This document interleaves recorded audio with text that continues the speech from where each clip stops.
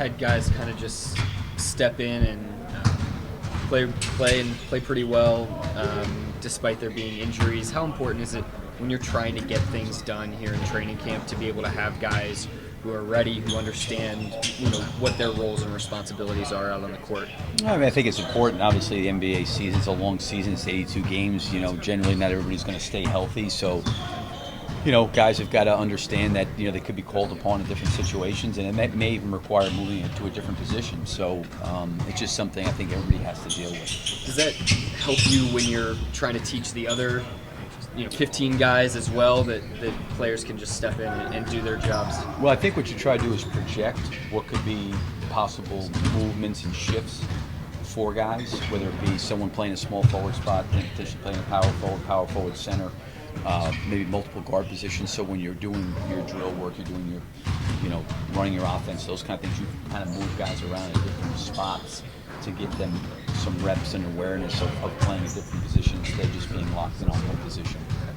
Billy, you've got last preseason game tomorrow night, and then you've got a week of practice before the first game. Do you like that, or would you rather have the last preseason game a little closer to the beginning of the regular season? No, I like the way it is, because I think the one thing that's happened is you get about 6 days, and then you play your first preseason game, and then really for us it's been a game every other day. So what we can do is take these 4 games and then be able to use that week to really look and evaluate if things we got to continue to grow in and get better in, things we're doing well we want to continue doing. But I like the fact that we have some time after this to kind of regroup and gather the information that we've had since we've played these 4 games. What have you noticed about Holiday through preseason and just training camp in general? Hard worker, smart. Obviously he's got great physical ability, strong. He's got great feet. Terrific open floor player. I think the other thing for him is he's smart. He knows who he is. I think he plays to who he is. He's trying to impact the game in ways that he can impact the game. So he's done a nice job. It's been great that we've been able to get him some quality playing time in these first 3 games where he can kind of, learn and grow and get better. Billy, pardon me if you didn't ask this yet, but I see Russell out there in the practice jersey. Has he been able to do any activity with the team? Well, again, it's some of the activity he can do. Obviously it's all under what the medical staff wants to do. There's certain things he can do every day. He's progressing, and he'll be able to do a little bit more. But how much more he'll be able to do from one day to the next remains on how he's feeling. So, it's good in certain situations we can get him out there doing certain things. Still no contact? No, not really. He's basically, running around, and, I think for him is he can do some contact stuff, but certainly it's got to be very, very controlled, so to speak. So there's certain things he can do in practice, other things he can't. Some of the contact stuff, if it's in a controlled situation, he can do some of it. You've talked a couple of different times in camp about playing randomly. You mentioned it specifically talking about Paul after that Minnesota game. What do you mean by that? Well, you have some kind of action that happens, and giving guys the opportunity to read, what the defense is doing. So, you yell out a concept or a play that they're playing from, but the ball could get passed to a couple different people, or they could make a couple different cuts, or there's several different reads, or they're playing off of what the defense is doing instead of saying, okay, here's the play, and we're going from A to B to C to D, and this is how we're doing it, and we need to execute. Certainly you want to have those things in, but you also have got to have things in where guys can read how the defense is playing, and they can move and cut and play freely based on what the defense is doing. Are you encouraging more of that this camp compared to previous seasons?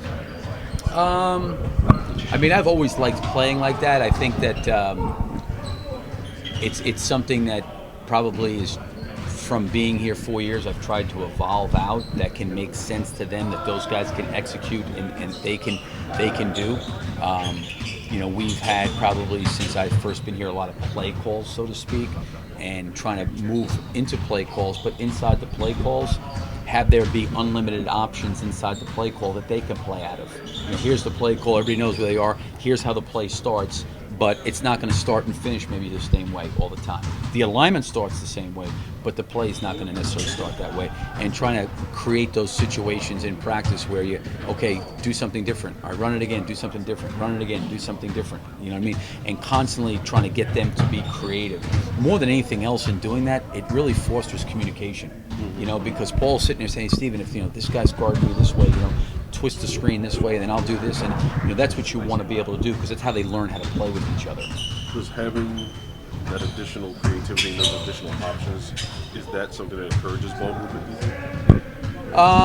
Well, what it really have to do in order for it to work is guys have got to cut and they've got to move hard.